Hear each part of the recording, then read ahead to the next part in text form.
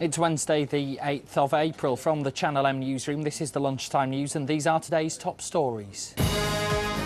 Their killers are behind bars, but their suffering goes on. We speak to relatives of the men killed by members of Manchester's notorious Gooch Gang. He was arrogant. He thought he was genius in what he was doing, sacking his legal team, representing himself, creating this whole performance. Also coming up, the schoolgirl who hopes her experiences of bullying might help others. Teach young people that there are personal development strategies that they can use to empower themselves and teach themselves that to change a negative situation into a positive situation. And the teenager swapping joyriding for banger racing. I just wanted to drive, so I used to take my mum's car. Just go to Morrison's car park and drive about.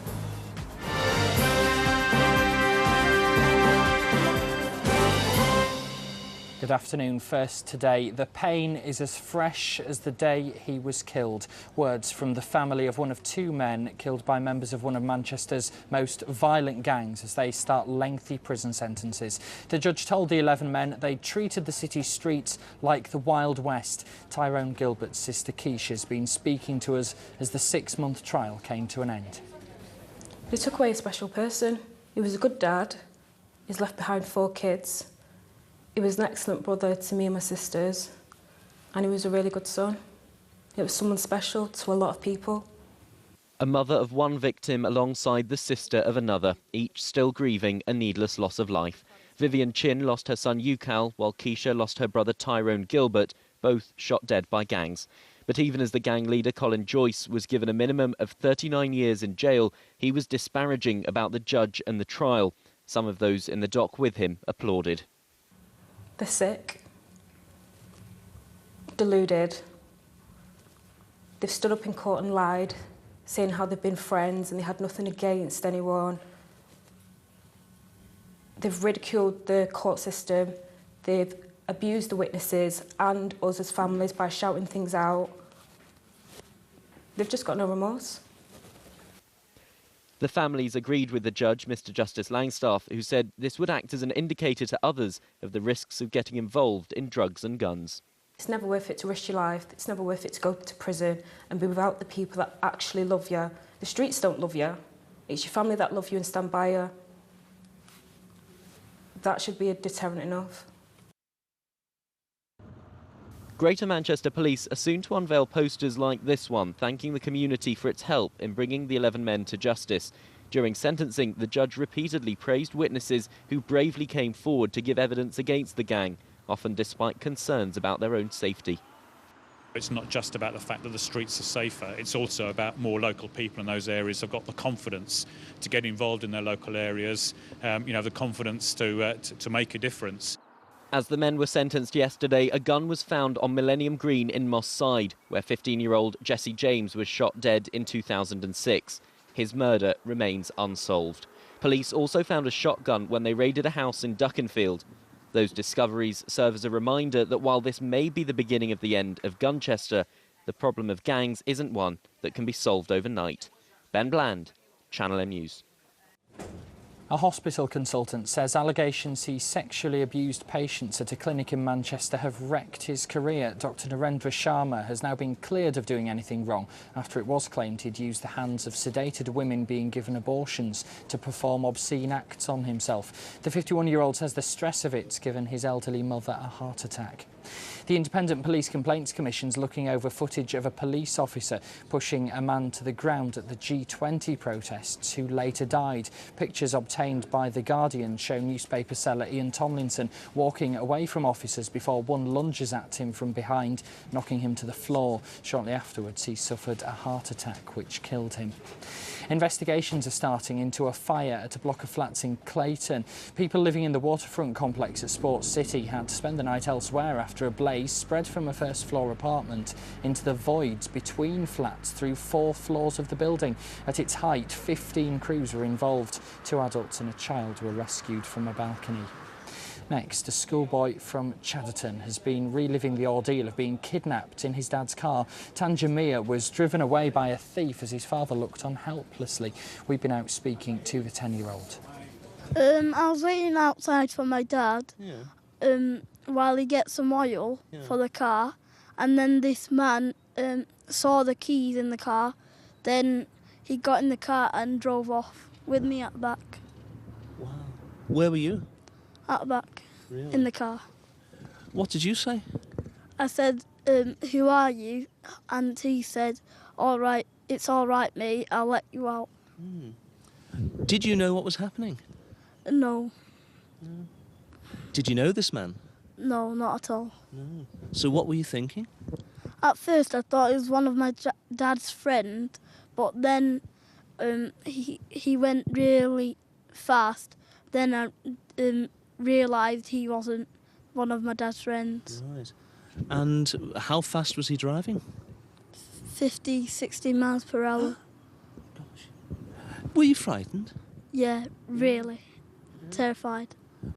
The number of people dying from malnutrition in the Northwest hospitals is increasing faster than the national average. Figures show a 23% rise between 1997 and 2007. Across the country, 240 people die for that reason each year. There are now calls for better food standards. A man's been charged with raping a woman in Longsight who says she was attacked by the driver of a taxi early on Sunday morning. The 20-year-old says he forced himself on her after pulling over on New Bank Street when she said she didn't have enough money for the fare. 28-year-old Wayne Bentley from Bredbury is due before magistrates. A teenager from Crumpsall is hoping speaking out about her experiences of bullying can stop other youngsters falling victim to the same problems as her. She was targeted by internet bullies and has now written about it in a new book.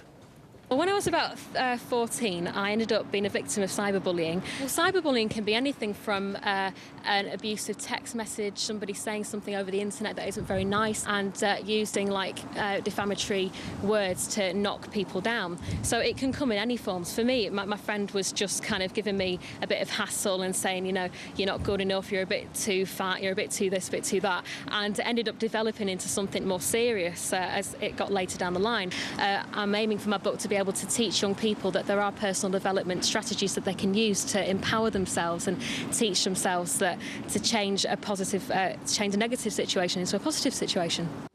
JD Sports has reported an increase in profits. The Bury-based sportswear firm says annual pre-tax profits were up 9% to just over £38 million. Bosses also say current sales are encouraging, with a 0.3% rise in the last 9 weeks. A man's been killed in a hit and run in Gorton. The victim, in his 60s, was crossing Mount Road when he was struck by a black Vauxhall Vectra that had been stolen. He was pronounced dead at the scene. The vehicle was found abandoned on nearby Cranmere Avenue, and 2 men and 2 women were seen leaving the area. Doctors say a 12-month-old baby boy from Whitefield is making good progress after a double transplant. The parents of Ethan Collins were worried the operation might never happen. They were told in November he might not make it to Christmas after he was born with most of his intestines outside his body. He also needed a new liver. Medics are now looking after him in intensive care as his family campaign to get more people to sign up as organ donors. Time now for the lunchtime sports headlines, and here's Sam Goodman with reaction to last night's Champions League game. Thank you very much, James. Well, before I go on to last night's match, Lancashire will have 3 representatives in England's summer 25-man performance squad. Jimmy Anderson, Andrew Flintoff and Sajid Mahmood have all been included.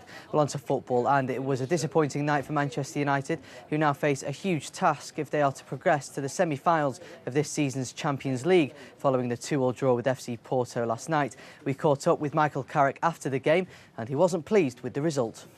It's not the end of the world. You know, it's a tough competition, so you've got to overcome problems if you want to win it.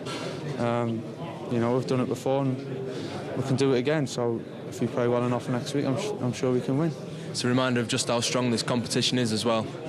Yeah, we were well aware of that before the game. We knew they were a good side, and they've got some very good players, and as you'd expect at this stage of this competition, you know, we're going to have to be at our best next week. The lad's feeling a bit tired after so many games in quick succession. Obviously the Villa game on Sunday as well. Yeah, but it's not an excuse, you know. It was a big game tonight and we knew what we had to do, and we just didn't quite pull it off. And young defender Johnny Evans, who will now miss Saturday's clash with former club Sunderland after coming off injured, has admitted he was at fault for Porto's first goal. It's not a great result because we conceded 2 away. They've got 2 away goals, but you know, we know what we've got to do now when we go away. Got to win the game. Confident of being able to do that? Yeah, I think so. You're always confident of winning games, you know. But, you know, the gaffer said before, you know, at the end of the game, you know, I don't think any British teams won in Porto, but so we know it's going to be tough. It was nice to play. I was a bit disappointed with the first goal, you know, bad clearance by myself, and probably should have closed them down quicker, but, you know, I'm still learning as well. I think the forwards they have are very good, you know. We knew they were going to be good before the game, but, you know, I think the lads are quite impressed, so, you know, when we go away again, it's going to be a tough tie. Did it surprise you, the quality of Porto, a little?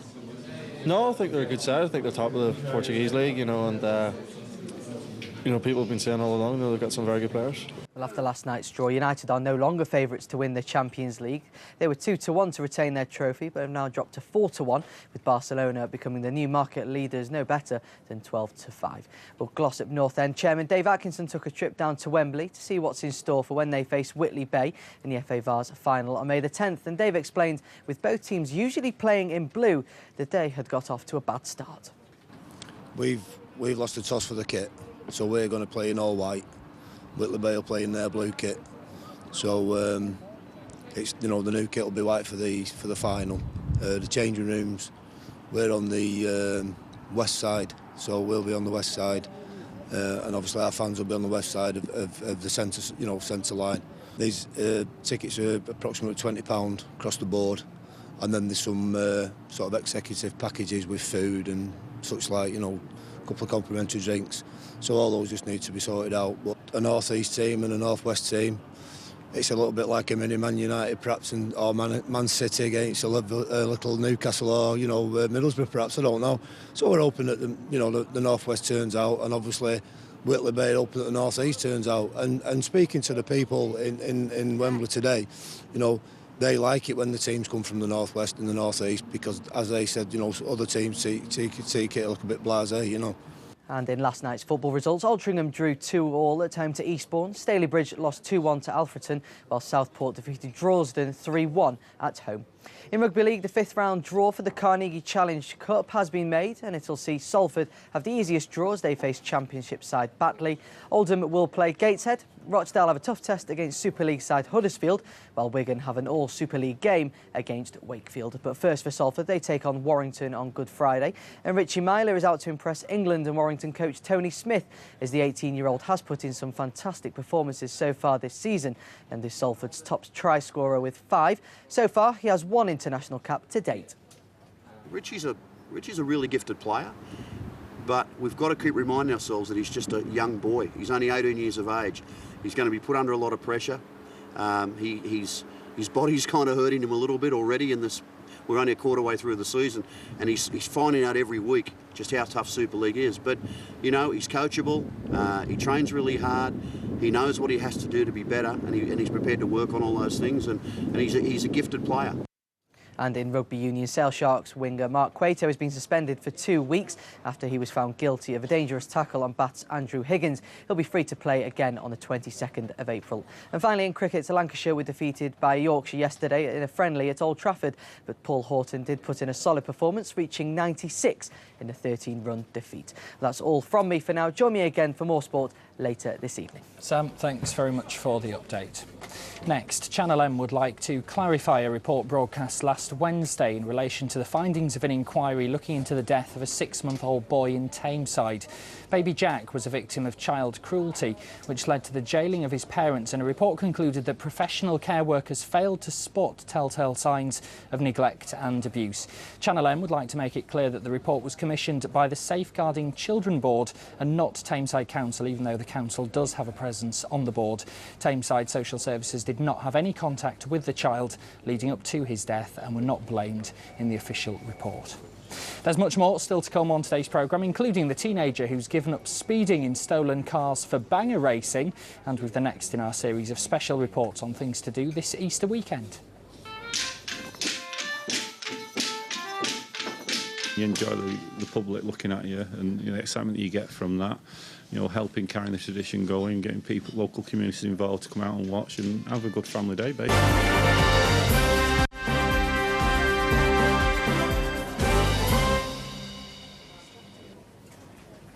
Welcome back to Channel M's Lunchtime News. We're here every day between 12 and 1 with all of Greater Manchester's headlines, and you can also check out our reports online as well at channelm.co.uk. On there right now, pictures from many stories, including our trip to Kosovo, where a peace park has been dedicated to Manchester.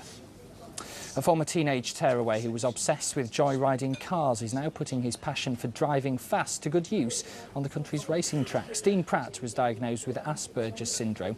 That's why he was getting into so much trouble, but now he's hoping that his talents can take him to the top, as Beverly Walkton now reports. Racing is a dangerous sport, but better here than on the roads, which is where 17-year-old Dean Pratt was honing his skills outmanoeuvring the police and smashing up cars, including his parents' car. For anybody who lives around here, this will be a familiar sight. In fact, Dean spends around 10 hours a week doing up his Ford Fiesta following races around the whole country. But it's his love of racing cars that really has kept him out of trouble for the last 12 months. So what was life like before banger racing? I just wanted to drive, so I used to take my mum's car. Just go to Morrison's car park and drive about. Dean's behaviour was so antisocial, his parents took him to see a psychologist. It was then he was diagnosed with Asperger's syndrome. Come on, we looked on the internet, and then we started seeing all these obsessions with train times, bus times, A to Z's, his general behaviour, how he reacts to people, how he has no compassion for the people, just stuff like that. And you're thinking, all these are there. We know them instantly, so why didn't somebody else pick up on these, somebody in the educational system? Some would look to you and say, oh, it's the parents' fault. We had all that anyway. We was told that when he was 8 or 9 years old. I mean, they offered us parenting skills sessions and stuff like that. We have 2 other daughters who are fantastic in school, they're the top of the class. And Dean was like the black sheep, and it's like, well, why is the other 2 being fine? And then we've got Dean, and as soon as we got that diagnosis, everything changed. Dean began banger racing in 2008. He's just taken off. It's unbelievable how well he's doing. To come second twice in his first outing and then to win at the final. Just so proud of him. Dean's behaviour was tearing the family apart, but now they understand his condition. They say his banger racing has brought them all back together. Beverly Walkton for Channel M News. Plans to extend the use of electric cars are going to feature in the budget later this month. Gordon Brown has announced he wants 2 or 3 cities to trial the idea, which could ultimately lead to a network of roadside power points. Well, joining us now is Samantha Lacey from Friends of the Earth to give us her views on this. Samantha, thank you very much for joining us. First of all, what do you make of this suggestion we're hearing from Gordon Brown? Well, I think it's fantastic that the government are putting more money into renewable modes of transport that will be greener, but I think that you've really got to look with electric cars at where the power is coming from, and focusing a lot more effort onto renewable energy would really help make the scheme more integrated. How much of a difference would it make compared to the sorts of cars that we're driving around at the moment? Well, again, I think that depends very much on where the energy comes from. If you're just replacing oil with coal, then it's not going to make as much difference. But if you're replacing oil with cars powered by wind power or solar energy, then that would make a huge difference. Well, we'll have to wait and see if Manchester does bid to become one of those 2 or 3 cities. More details on that to come from the Chancellor later on in the month. Thank you very much for joining us there. Police have released video of a child's first birthday in the hope of reuniting a suspected stolen video camera with its owner. The silver Samsung was found when officers searched a house in Middleton last December. On it were these pictures of a girl celebrating her birthday. Officers hope someone might recognise it and come forward. A photographer from Littleborough who worked with Take That at the height of their fame, the first time round has had some of his pictures chosen for a new exhibition. Robert Walker was one of the group's 3 official photographers at the time of their final album as a 5-piece group. I've worked with them several times before this picture came about, and obviously I was commissioned to do the album cover. So it's spread over a day, and yeah, they're very professional. Really easy to work with. It was good. I mean, I've worked with them several times before, and when the management wanted to do the new album cover, they asked me, and obviously, I mean, Take That are a joy to work with anyway. It's a Polaroid camera, so it's an instant picture, and it's quite large. It's 20 inches by 24. There's only a handful of these cameras in the world, and I was lucky enough to get hold of one for the day whilst it was in this country. I'm quite fortunate, really. I've photographed people like Quentin Crisp, Vivienne Westwood, George Melly. I kind of am attracted to the more interesting sort of characters. Of course, people don't need Polaroid as much because they're proofing their pictures as they take them. But professionally speaking, and as a sort of bit of an old-fashioned photographer, really, I do find the demise of Polaroid quite sad. Now, the next in our series of previews of things coming up this weekend, if you're looking for some Easter entertainment, we've been off to Bake Up to speak to members of the Britannia Coconutters about their annual Boundary to Boundary dance, which is held every Easter Saturday.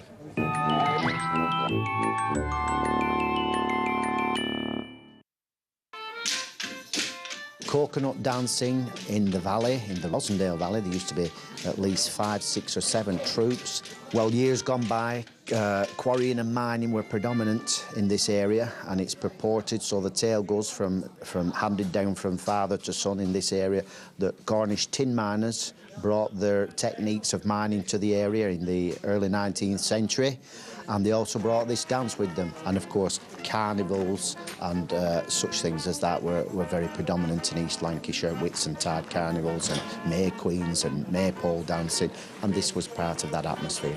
Well, you're carrying a tradition that goes on, you know, it's a 300-year-old tradition plus, and you just want to carry it forward, and you enjoy the public looking at you, and the excitement that you get from that, you know, helping carrying the tradition going, getting people, local communities involved to come out and watch and have a good family day, basically. Like a lot of Morris men do, we're dancing the winter spirits out and all the dead and debris of winter in the past year, and we're coming in and dancing the springtide in and fertility and all the things that are nice and bright about spring and summer. The Moorish pirates were meant to have travelled up through Spain, through France, and then to Cornwall doing the mining, and then up to here doing the mining up here. That's where the costume's meant to come from. By about 12:30 to 1:30 in the centre of Bake Up is where the crowds start to gather, and where the lads will circle up and do a full dance and a full garland dance. Crowds get bigger and bigger, and by the time we get to about 1 o'clock in Bake Up Centre, that's when it's at its height, really. You start at 9 in the morning with a pint, and then you dance all around the pubs around Bake Up, having a drink all the way around till about 8 o'clock at night. Everybody that sees it for the first time says how great a day they've had and how wonderful the procession has been. The first big crowd we get is at Bake Up Fire Station, and then down into the centre of Bake Up, dance through Bake Up, dance back, dance to the Nutter's Garden, then we have lunch, and then out to Stacksteads and to the other side of Bake Up then. Get yourself into Bake Up and come and see the Britannia Coconut dancers do their stuff. Nothing better. Better than watching television, better than reading newspaper. Get outside, have some fresh air and see a wonderful sight. Magic. This is Channel M, our top stories. The family of one of the 2 men killed by Manchester's notorious Gooch Gang says the pain of losing him's as raw as the day he died. Relatives have been speaking out 11 gangsters start jail sentences for their part in the shootings of Ucal Chin and Tyrone Gilbert. More on that in our early evening news with Andy Crane from 5 tonight, but from me and the rest of the Lunchtime team, bye-bye for now.